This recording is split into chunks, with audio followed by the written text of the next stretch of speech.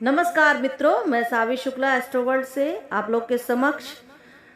कैसे हैं आप लोग? आई होप सो सब स्वस्थ और मस्त होंगे और ईश्वर की कृपा आप लोगों पे बनी रहे। आज बात करने जा रही हूँ राहु केतु परिवर्तन को लेकर। राशियों पर इसका क्या प्रभाव पड़ेगा। मेष राशि तो मैंने पहले बता दी है आप लोगों को कि मेष राशि के साथ में क्या हो रहा है इस परिवर्तन की वजह से। आगे बात करती हूँ राहु केतु की ये परिवर्तन करने से बाकी राशियों पे क्या प्रभाव पड़ेगा। बात करूंगी आज वृषभ राशि की, क्योंकि परिवर्तन भी जो है राहु केतु का वृषभ राशि को छोड़ के वो करने जा रहे हैं मेष राशि में राहु जी, और कन्या में केतु जी करने जा रहे हैं। तो सबसे पहले जान लेते हैं कि 12 अप्रैल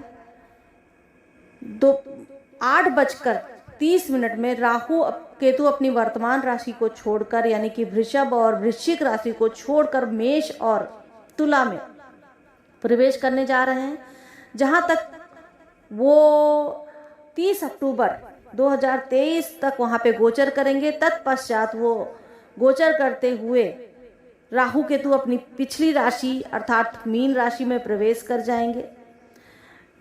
मैं ये गोचर लग्न और राशि दोनों के हिसाब से बताऊंगी आप लोगों को, और इसका परिणाम ये होगा कि गोचर अगर अच्छा है राशि के हिसाब से और लग्न के हिसाब से सामान्य है तो यानी कि सामान्य उसका रिजल्ट मिलेगा, आपको परिणाम मिलेगा।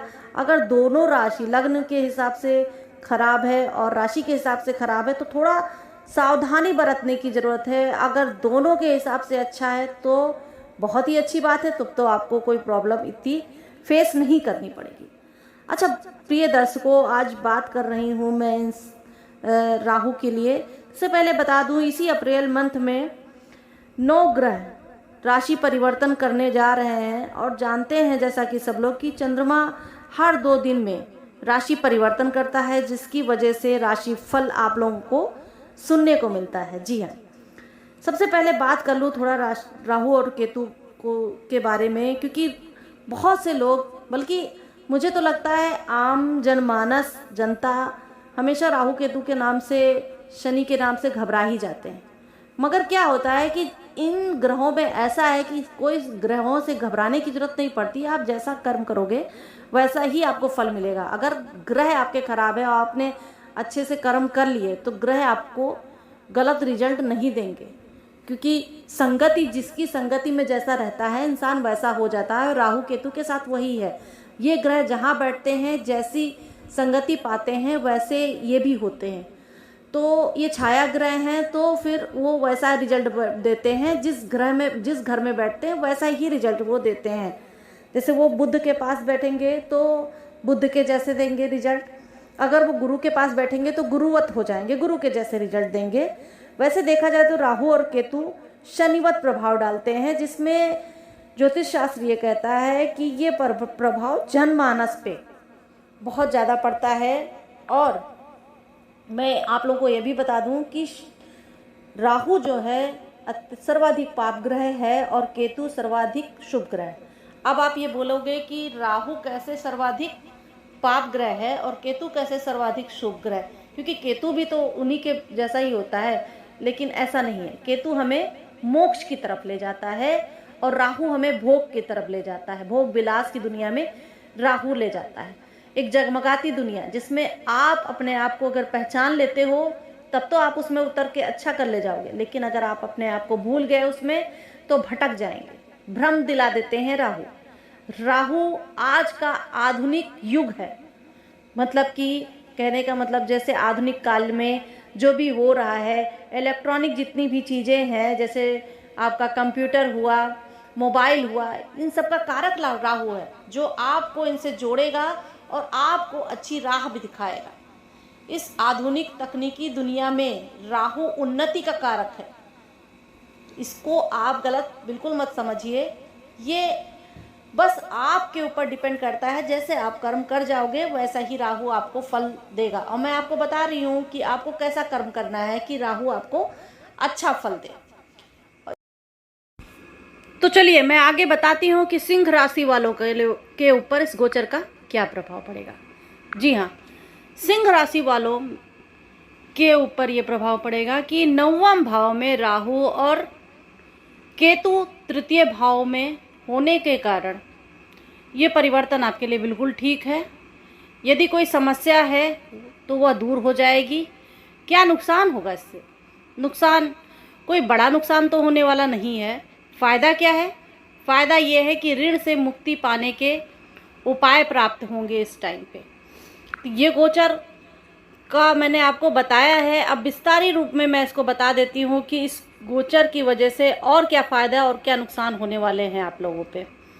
तो सिंह राशि वालों,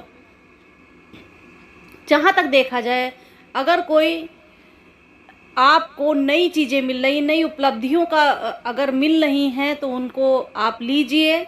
इस अवधि में अपने लक्ष्य को प्राप्त करने के लिए अधिक महत्वाकांक्षी आप रहोगे। आपकी ख्वाहिशें ऊंची होंगी और आपका पेशेवर, जो भी आपका पेशा है, उस चीज़ में आप थोड़ा सा कहीं ना कहीं, मुझे ऐसा लग रहा है कि असुरक्षित महसूस करोगे।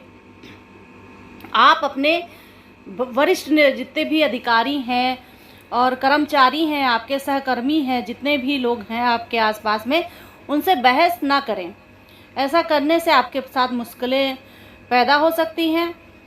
इसके बाद मैं और भी बताती हूँ कि आपके जैसे कि 9वें भाव में ये गोचर कर रहे हैं, तो पिता के से कोई झगड़ा, लड़ाई या बहसबाजी मत कीजिए, या पिता तुल्य लोगों के साथ में, क्योंकि अगर आप ऐसा करेंगे तो हो सकता है कि आपकी सफलता में थोड़ी सी परेशानी हो सकती है।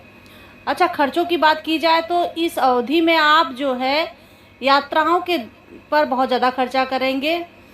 कुछ बचाने की बजाय आप ज़्यादा से ज़्यादा यात्रा पे खर्चा करेंगे, तो यानी कि धन तो आपका खर्चा हो रहा है। आने के मार्ग जरूर हैं, किसी भी तौर पे धन आपके पास में आएगा।